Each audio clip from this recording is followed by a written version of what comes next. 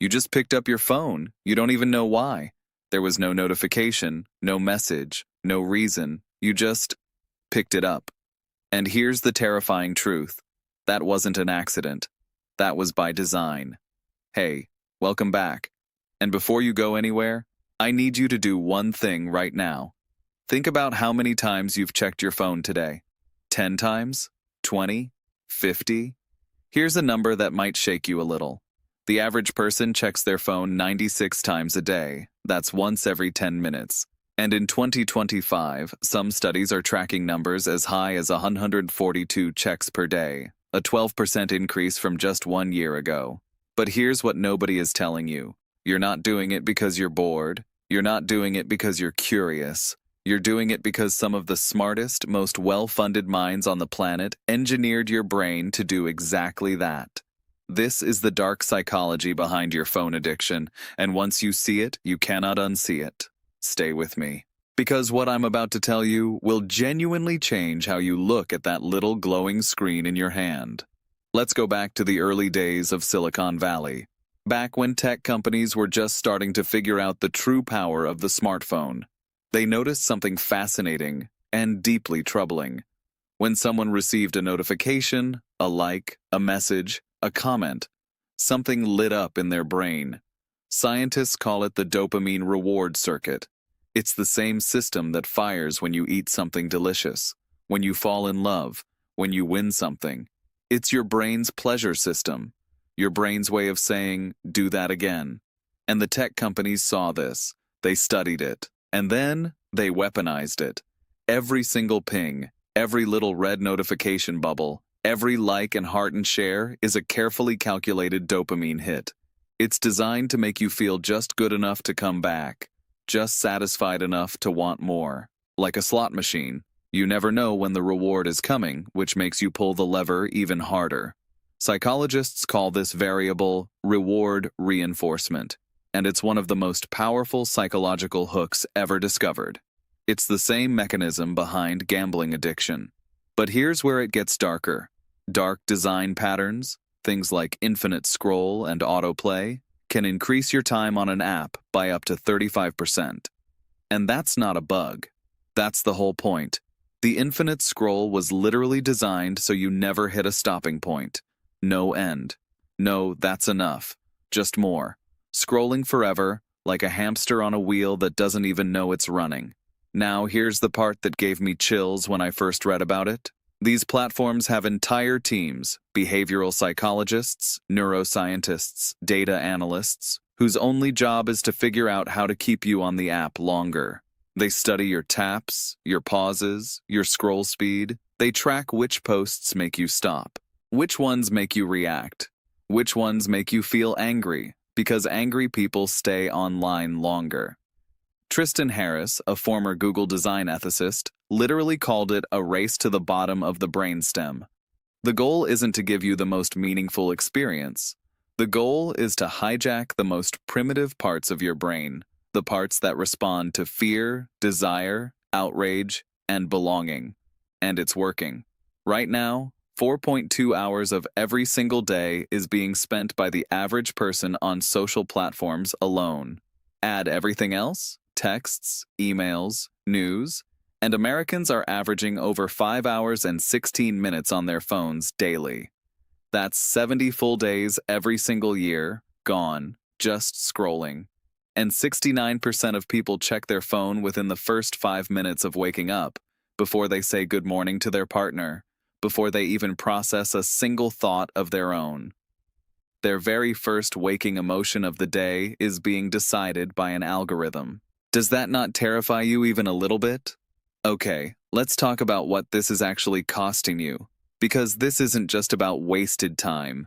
This is about your mind, your relationships, your soul. About 57% of Americans now feel they are addicted to their phones, not just using them a lot, addicted. And 44% say they feel genuine anxiety when they don't have their device nearby. Think about that. We've created a generation of people who feel physically distressed when separated from a machine. And our teenagers? They have it worst of all. Teens aged 13 to 17 are spending over 7 hours every single day on their phones, outside of schoolwork. 7 hours. That's almost a full working day. And the American Psychological Association has found that teens who spend more than 5 hours daily on screens are twice as likely to show symptoms of depression and 40% more likely to struggle with anxiety. But wait till you hear this part. 71% of people spend more time on their phone than with their romantic partner, and 54% would actually rather spend time on their phone than with the person they love. That's not just sad. That's a psychological emergency dressed up as a harmless habit.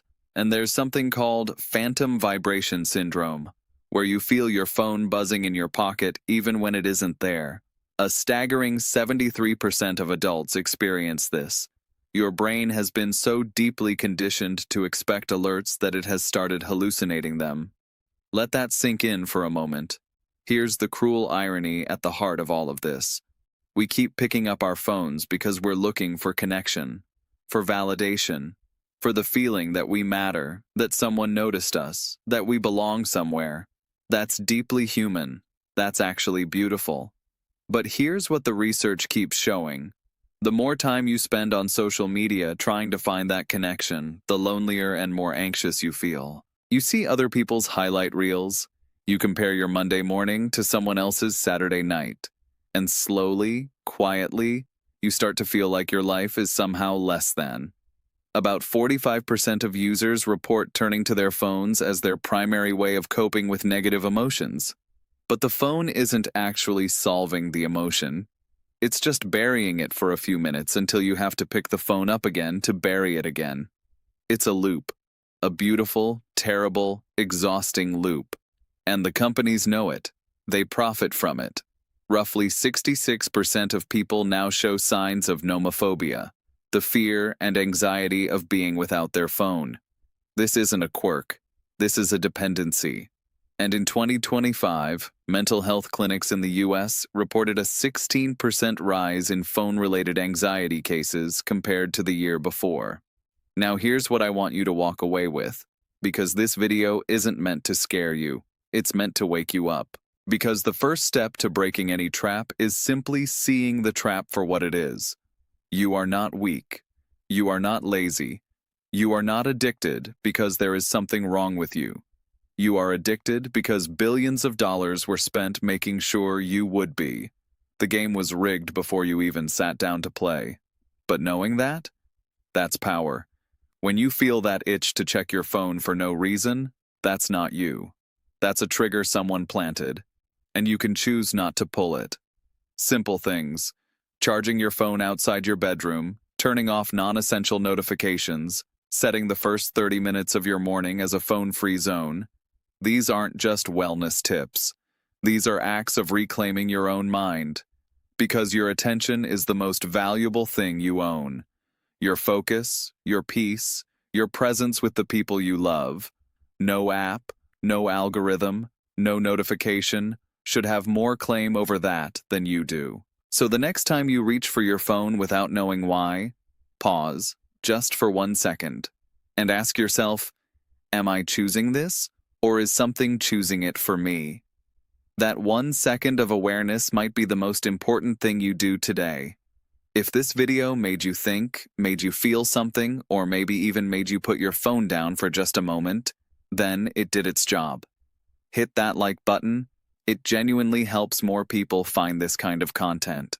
Subscribe if you want to keep exploring the psychology behind how the modern world really works. And drop a comment below. I want to know how many times you checked your phone while watching this video. Be honest. No judgment here.